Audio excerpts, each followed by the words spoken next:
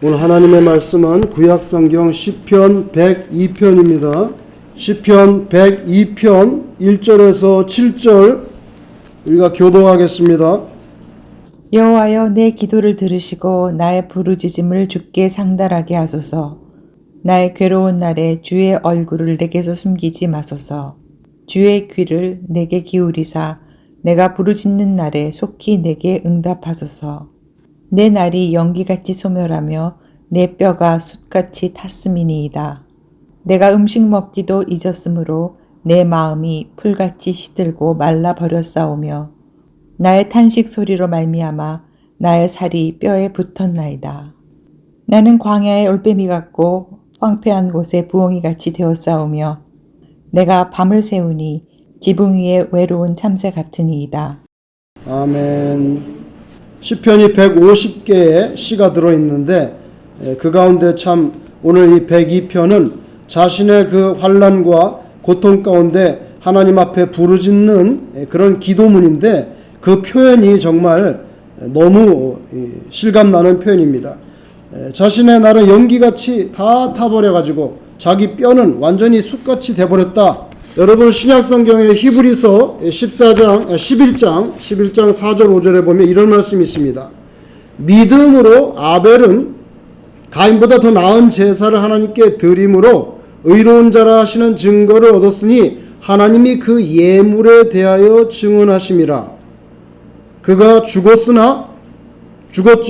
아벨 죽었잖아요. 형이 죽였죠. 그가 죽었으나 그 믿음으로써 지금까지도 말하느니라. 아벨은 죽었지만 그 믿음이 지금까지도 우리를 교훈하고 웅변하지요.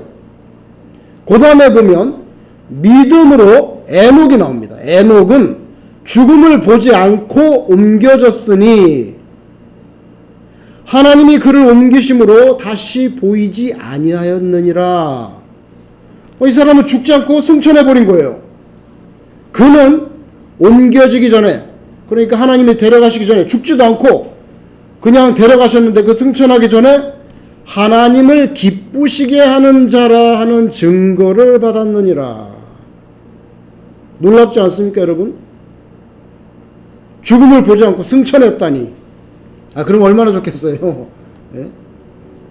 더 충격적인 사실은 근데 그것이 하나님을 기쁘시게 했기 때문이라는 거예요. 히브리서 기자가 말하는 거 11장 5절에 그렇게 돼 있어요.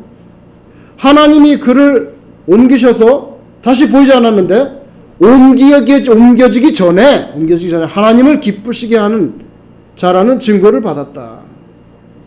여러분 성경에는 다양한 종류의 영웅들이 등장하지만 죽음을 보지 않고 승천한 사람 딱 2명밖에 없습니다. 에녹하고 엘리야입니다. 근데 여러분 엘리야에 대해서는 엘리야의 사역에 대해서 굉장히 자세히 나오잖아요. 그가 일으킨 기적들이 많이 있어요. 기적들.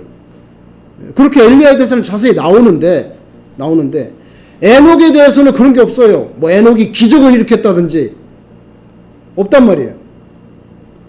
근데 성경에는 읽어보면 에녹이 2명이 나옵니다. 4장에도 나오고 5장에도 나와요. 근데 4장에 나오는 에녹과 5장에 나오는 에녹이 다른 사람이에요. 4장에 나오는 에녹은 누구냐 하면은 가인의 아들이에요.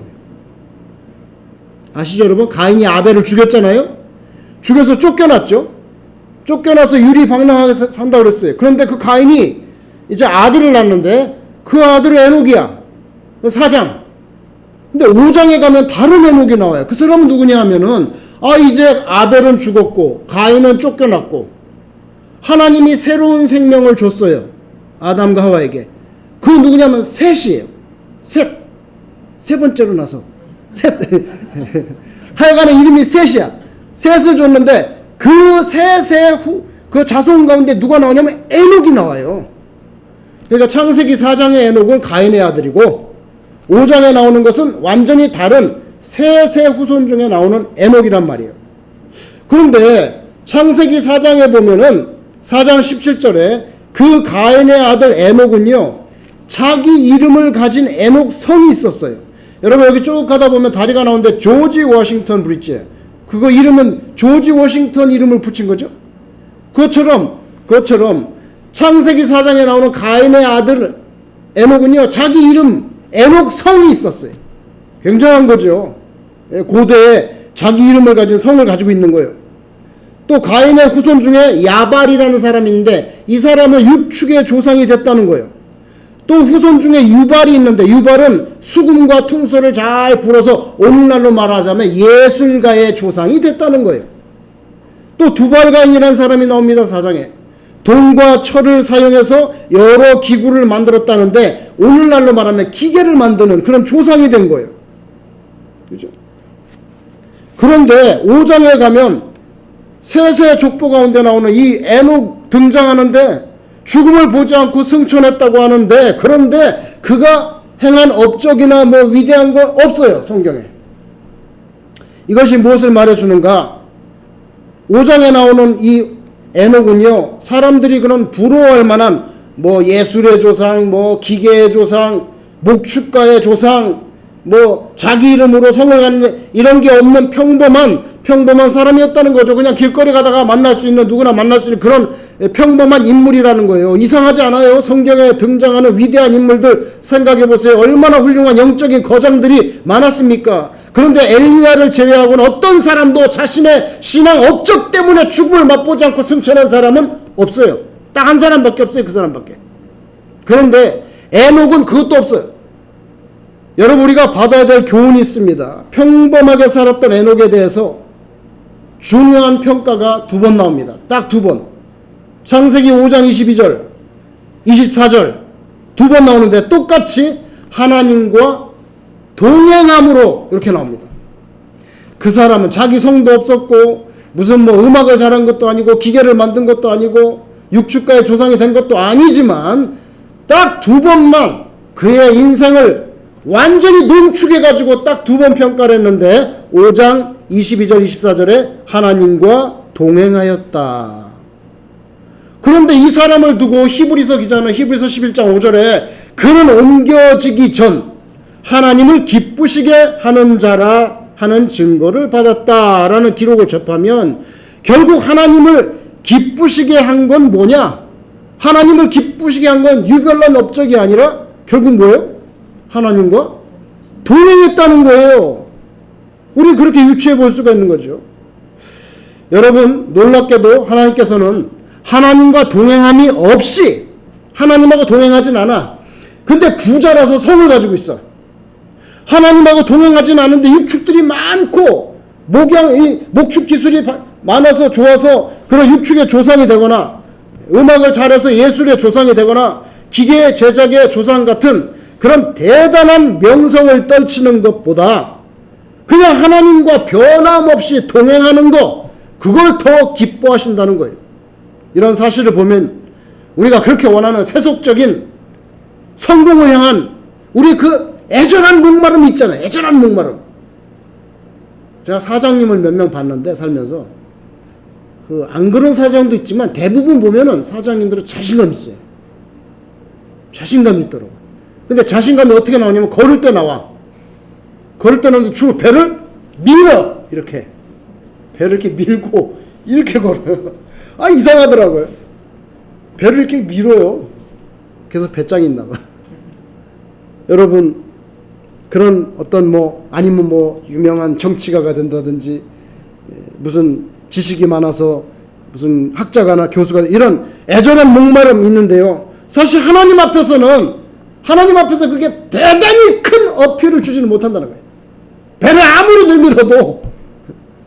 여러분, 제가 미가서에서 귀한 말씀을 오래전에 접했는데 선지자잖아요. 미가가. 근데 미가가 6장 6절 8절에 정말 너무나 농축된 그런 멋진 말씀을 했는데 자, 읽어볼게요. 미가예요. 내가 무엇을 가지고 여호와 앞에 나아가며 높으신 하나님께 경배할까? 내가 번제물로 1년 된 송아지를 가지고 그 앞에 나아갈까? 여호와께서 천천의 순양이나 만만의 강물 같은 기름을, 옛날에는 그 기름진 거, 그죠? 양, 소 이거 대단히 중요하게 여겼잖아요. 이거 하나님께 바치는 거. 이거 우리 집에서 애지중지 기르던 건데 이거 소, 양 바치는 거, 이거 대단한 거예요. 사실은 대단한 헌신이거든요. 그런데 천천의 순양이나 만만의 강물 같은 기름을 기뻐하실까 이렇게 나와요. 기뻐하겠냐 이거예요. 그거 기뻐한다는 말이 나와요. 그런 걸 기뻐하실까? 내 허물을 위해 내 마다들을 내 영혼의 죄로 말미암아 내 몸의 열매를 드릴까? 사람아, 주께서 하나님께서 선한 것이 무엇임을 네게 보이셨나니, 하나님께서 우리에게 뭐가 선한지를 보여주셨다는 거예요. 근데 여호와께서 네게 구하시는 것은 이러면서 결론이 나옵니다. 그건 뭐 천천의 순양이나 만만의 강물 같은 기름, 그걸 기뻐하는 게 아니라 여호와께서 네게 구하시는 것 딱 세 가지가 나옵니다. 얼마나 이렇게 요약을 해놨습니까? 세 가지. 첫째가 뭐냐면 오직 정의를 행하며. 대단하죠. 정의를 좀 바르게 살으라는 거예요. 정의를 행하며. 두 번째, 인자를 사랑하며. 이건 한국말에 좀 제가 볼 때는 어색하게 보이는, 인자를 사랑하다니 예수님도 인자라 그랬고 썬오브맨, 이게 썬오브맨이야 뭐야, 그렇게 번역하면 제가 볼 때는 자비를 행하기를 원하며 이렇게 돼. 여기서 인자하다는 거예요. 사람 인자하다는 거. 그러니까 자비를 사랑하며, 그 다음에 이게 두 번째. 세 번째 나와요. 그게 뭔지 아세요? 겸손하게 그렇게 배 내밀지 말고 겸손하게 네 하나님과 함께 행한 것이 아니냐. 이것도 저는 솔직히 한국말 번역 좀 잘못됐다고 생각해요. 잘못된 건 아니지만 물론 행한다는 게 한자로 단일행, 여러분 단일행, 걷는다는 거예요. 단일행, 다닌다는 거예요. 그런데 좀 더 정확하게 번역해 준다면 겸손하게 네 하나님과 함께 걷는 것이 아니냐, 이렇게 번역해 줘야지. 이거 행한다 그러면 이게 do인지 work인지 뭐 헷갈리잖아요. 그래서 여기 아주 선명해져요. 별 대단한 업적도 없어 보이는데 에녹은 하나님께 죽음을 거치지 않고 바로 하늘로 데려가셨어요. 히브리서 기자가 아까 11장에서 분명히 그 이유는 에녹이 하나님을 기쁘시게 하는 자였기 때문이라고 말했어요. 창세기 5장 22절 24절에 보면 딱 두 번에 걸쳐서 유일하게 에녹에 대해서 진술한 거, 하나님과 동행하였다. 이녹 walked with God, 이렇게 walked with God, 하나님과 동행하였다. 그게 다야. 근데 여러분 얼마나 오랫동안 동행했을까요? 이걸 우리가 쉽게 넘어갈 수 있는, 그게 그냥 간구하기 쉬운데, 창세기에 보니까요 300년 동안 이렇게 나와요. 제 말이 아니라 성경에 나와요. 300년 동안 동행했다고 나와요. 여러분 3개월이나 3년 동안 같이 가주는 건 좋지만 300년 동안 동행했다는 건 일평생. 이 사람 몇 살에 죽었게요? 예? 365입니다. 근데 300년 동안 동행했다고 그렇게 정확히 나와 있어요. 그러니까 이건 여러분 그냥 어쩌다가 기분 내키면 동행하고, 오늘은 좀 기분이 좀 껄끄럽네 다음에 만나요 이런 거 아니고 300년 동안 동행했다고 나옵니다. 근데 원문에 보면 아주 정확하게 돼 있어요. 제가 원문에 보면 이렇게 돼 있어요. 원문에는 레겟은 걷는다는 뜻이에요. to walk, 걷는다. 레겟 임은 with, 함께. 그 다음에 엘로헤카, 엘로힘이 하나님이잖아요. 그래서 엘로헤카 your God. 레겟 임 엘로헤카. 이게 미가서 6장 8절에 나오는 거란 말이에요. your God과 함께 걷는 거. 여러분 창세기의 요셉 형들이 죽이려고 했죠. 처음에 구렁텅이에 빠뜨렸어요. 왜 빠뜨렸을까요? 굶겨 죽이려고 한 거예요. 굶겨 죽이려고 했던 거예요. 자기 동생을, 이복 동생이지만 글자 그대로 절체절명 위기입니다. 겨우 노예 상인한테 팔려서 애굽에서 노예가 됐죠. 억울하게 누명 쓰고 감옥 갔죠.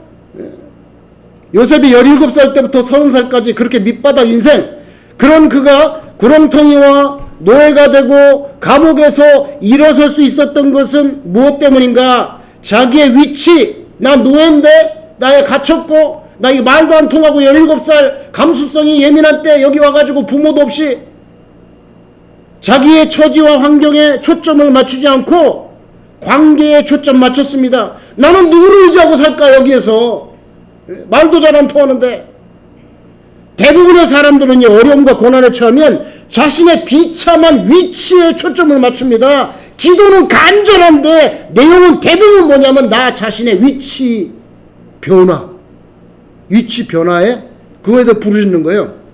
고난 상황일 때는 좀 뭐 그럴 수 있겠구나 봐줄 수 있지만 문제는 형편이 좀 많이 나아졌는데도 계속 위치에 대해서 하나님 앞에 부르짖어. 그렇다면 그건 지극히 기복주의적인 색채의 신앙일 뿐입니다. 요셉은요 어떤 상황에서도 자기 위치에 마음을 싣지 않고 오직 하나님과의 관계성에 마음을 싣고 살았던 사람이에요. 그래서 창세기 39장 2절에 보니까 여호와께서 요셉과 함께 하심으로 형통한 자가 됐다. 노예로 와가지고 무슨 공부를 많이 했겠습니까? 그 사람이 학교를 다녔겠습니까? 이집트에서? 아니 뭐 기술학교를 다녀서 무슨 기술이 있었겠습니까? 그런데 딱 한 가지, 여호와께서 요셉과 함께 하심으로 형통한 자가 되었다. 여러분 실제 위치는요 노예입니다. 위치는 노예인데 관계는 하나님이 함께하는 사람이야. 와 이건 무서운 거지. 무서운 겁니다 이거. 모든 위치를 다 상쇄시키는 거예요. 인간적인 위치는 최하인데 신앙적인 위치는 최상입니다. 참된 신앙을 갖는다는 것, 성도의 처지와는 별개로 하나님과의 관계성에 초점을 맞추는 것. 때로 어떤 이의 인생은 바닥을 칩니다. 그러나 하나님과의 바른 관계라면 인생은 세상적으로부터 바닥을 치고 있는데 하나님의 관계가 확실하다면 그거는 부흥입니다. 그 인생의 부흥이에요. 시편 23편 4절 증명합니다. 다윗이 내가 사망의 음침한 골짜기, 자기 위치는 거기야 지금. 내가 사망의 음침한 골짜기로 다닐지라도, 여기 다닐지라도 똑같은 동사야. 할락, 히브리어로 할락, 걷는다는 거예요. 미가서 6장 8절, 창세기 5장 똑같은 거예요. 걷는다는 거. 그게 동형으로 번역됐든지 행한다고 번역됐든지 뭐 함께 다닌다고 번역, 똑같은 단어예요. 제가 다 찾아봤어요. 할락, 내가 사망의 음침한 골짜기로 다닐지라도 해를 두려워하지 않는 거. 이것도 번역을 좀, 여기 원문에 뭔지 아세요? 이불이에요. 이불이 뭔지 아세요? 저는 이렇게 생각해요. 한국 사람 많이 읽으면 내가 사망의 음침한 골짜기로 다닐지라도 해를 두려워하네. 그럼 태양이 뜨겁지. 거기 사막에는 뜨거워. 태양인가? 아니면 해를 데미지 난다는, 데미지인가? 해를 두려워하지 않. 아닙니다 여러분. 원문에는요 데미지랑 다른 단어예요. 원문에 이불이에요. 이거는 마귀란 말이에요. 사탄의 세력이란 뜻이에요. 그래서 강하게 번역을 해줘야지. 이불을 갖다가 뭐 태양이나 데미지처럼 읽게 하면 좀 안 좋잖아요. 그래서 어쨌든 간에 사망의 음침한 골짜기로 다닐지라도 이불을 두려워하지 않을 것은 주께서 나와 함께 하심이라. 이렇게 나오잖아요. I will fear no evil. 이렇게 나옵니다. I will fear no evil. For because you are with me. 하나님이 나와 함께 하시니까. 위치는 사망의 음침한 골짜기인데, 위치는 골짜기인데 관계는 하나님과 같이 있기 때문에 아무도 자기를 손을 대지 못해. 한 치 앞도 내다보기 어려운 두렵고 불안한 사망의 음침한 골짜기지만 하나님이 함께 하시기 때문에 두려움이 없다는, 자기 안 두려워한다는 거예요. 그러니까 나가서 골리앗의 이마에다가 뭘 박았죠? 시냇가에서 준 돌 박았잖아요. 돌. 제가 몇 번 말씀드렸지, 물맷돌로 해가지고 돌을 때리는 건 가능하지만 박는 건 어려워 여러분. 제가 여러분 던져가지고 여기다 돌 박겠어요? 박는 건 어려워. 때리고 튕겨놨을지 막 박혀서 죽었다고 성경에 읽어보세요. 박혀서. 전 그렇게 생각해요. 다윗이 만군의 여호와 이름으로 나간다고 해서 확 던졌을 때 딱 맞지 않았습니까? 딱 맞고요, 골리앗을 그대로 잡아줘서 바로 죽었어요. 그 자리에서 즉사했는데 딱 맞고 뇌진탕으로 죽었는데 하나님께서 그 딱 맞는 순간에 돌을 갖다가 꾹 밀어 넣었다고 생각해. 나 언젠가 물리학 박사 만나면 물어보고 싶어. 왜냐하면 이거 원심력으로 사람 여기 이 뼈가 되게 센데요. 이거 보온을 뚫고 들어가서 여기 박힐 수 있는 건가? 총알은 괜찮지만 이건 사람이 돌린 거잖아요. 이게. 여러분 시편 46편 5절에 멋있는 말씀이 있어서 소개하려고 그래요. 시편 46편 5절에 어떤 말씀이냐면 하나님이 그 성중에 계심에, 하나님이 그 성중, 예루살렘이면 예루살렘, 그 성중에 계심에 성이 흔들리지 아니할 것이라.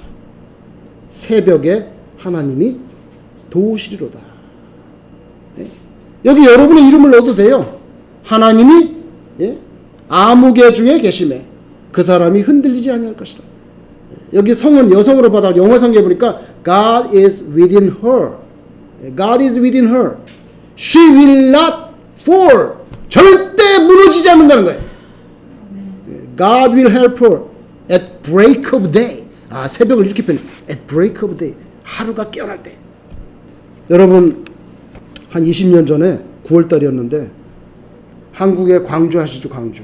광주의 국민학교 1학년 학부모들이 싸움이 붙어서 경찰이 출동했어요. 입건이 됐어요. 이게 정식으로 입건이 됐는데 그 이거 뭔지 아세요?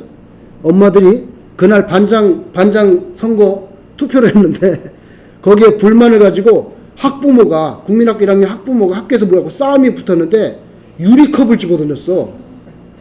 유리컵을 집어던지는 거 잘못하면 사람 죽잖아요. 깨지면. 결국 맞아가지고 병원에 갔어요. 그러니까 경찰이 출동하고 이게 정식 입건이 되는 사건이 있었어요. 그 싸운 엄마들 나이가 몇 살인 줄 아세요? 29살, 33살.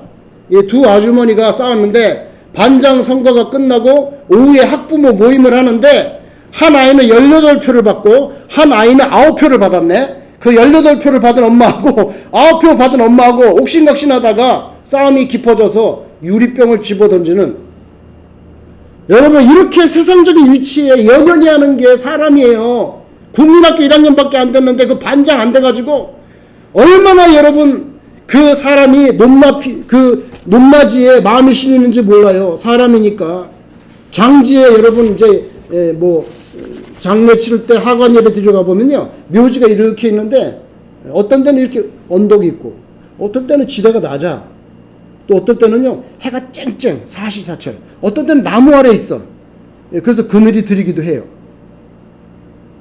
다 이게 조금 땅이 달라요, 돌아가신 분들. 근데 여러분 한결같이 누워서 말이 없어. 그 중에는 이 땅에 있는 동안 아주 높은 세상의 지위 누린 분도 있을 것이고 평범하게 사셨던 분도 있을 것입니다. 그런데 육신의 장막을 벗고 나니까 그냥 다 똑같이 누워 있어요. 거기서 무슨 사장님 배 내밀고 다니던 사람, 가난한 사람 다 똑같이 누워 있어. 중요한 거는 그거 다 누워 있는데 그 영혼이 어디로 갔냐는 거예요. 영혼은 어디로 갔냐는 거예요. 그것만이 질문이 남는 거예요. 마지막에 위치보다 중요한 거, 내가 언덕에 묻혔냐, 그늘이 있냐, 양지바른 데 묻혔냐 보다 내 영혼이 어디로 가느냐. 불과 몇십 년 후에 우리가 다 겪어야 될 일이죠. 그러니까 그 어떤 지위보다 중요한 게 하나님과의 관계성이라는 거예요. 성경에 요셉, 모세, 기드온 전부 다 힘든 자리에 놓여 있었어요. 그러나 하나님께서 그들과 함께 하심으로 그들을 크게 쓰셨습니다. 요셉은 노예로 팔렸고 감옥에 갔습니다. 모세는 어떻습니까? 태어날 때부터 죽을 뻔했잖아요. 나면서 죽을 뻔했잖아요. 나일강에 던져가지고. 거기는 악어가 있단 말이에요. 그 다음에 어떻게 됐습니까, 여러분? 40살에 사람 죽였죠? 미디안 광야에 가가지고 여자 만나가지고 결혼했죠? 40살부터 80살까지 40년 동안 처가살이 했잖아. 미디안 광야에서 40년 동안 뭐 했어요? 양 물고 다니면서 이리저리 그냥 하루 종일 빈둥빈둥은 아니지만 하루 종일 양 물고 다니면서 미디안 광야에서 왔다 갔다 왔다리 갔다리 40년이나 했잖아요. 그렇게 그의 인생, 그죠? 가장 왕성하게 일해야 될 젊음을 처가살이 하면서 광야를 이리저리 쏘다니는 거, 그 목자 생활 다 끝났잖아요. 근데 하나님이 불렀어요. 여러분 이스라엘은요 출애굽 광야에서 40년 생활하면서 하나님과 바른 관계를 맺도록 훈련받는 겁니다. 오래 걸려요. 그 관계성의 핵심이 뭐예요? 하나님의 법에 순종하라. 그거 가르치려고. 왜? 430년 동안 노예 생활을 해가지고 그게 뼛속까지 스며들어가지고 뭐 누가 시키지 않으면 절대 안 해. 자발적으로 하나님 섬기는 거 없어. 그러니까 하나님의 법대로 사는 거, 노예 생활 떼국물 빼는데 40년 걸렸어. 여러분, 그런 광야 생활, 물과 양식 없습니다. 모래로 쌀처럼 밥 해 먹을 수 없잖아요. 광야에 가면 모든 것이면 단 한 가지로 이제 집중되는데, 그 뭔지 아세요? 광야 사막에서는 딱 한 가지 사실이 뭡니까? 아, 여기는 아무것도 없네. 뭡니까? 나하고 하나님밖에 없네. 나하고 하나님밖에 없는데 내가 모래로 쌀처럼 밥을 해 먹을 수는 없으니 나한테 먹을 걸 주셔야 되는데 만나를 내려드립니다. 물이 없는데요. 예, 샘을 터뜨립니다. 바위를 터뜨립니다. 그러니까 광야는요, 우리 인간으로 하여금 정말 최대한 솔직하게 만들어. 인간을 가장 솔직하게 만들어. 거기는 뭐 별로 다른 거 필요 없어요. 테레비도 필요 없고 물과 먹을 것이에요. 여러분, 하나님을 못 믿고 비웃고 죽든지, 하나님을 신앙하고 악망하면서 물과 만나를 받아먹고 계속 광야를 관통해가지고 약속의 땅 가나안으로 들어가든지 양자택일하는 거, 우리 인생 그겁니다. 우리 사는 동안에 하나님과 동행하다가 요 광야 생활 잘 버티다가 결국에는 가나안 땅 같은 하나님의 나라에 쏙 들어가는지, 그게 최고의 관건이지요. 여러분, 에녹의 삶을 통해서 확연하게 보여주셨죠? 그리고 미가를 통해서 힌트를 줬어요.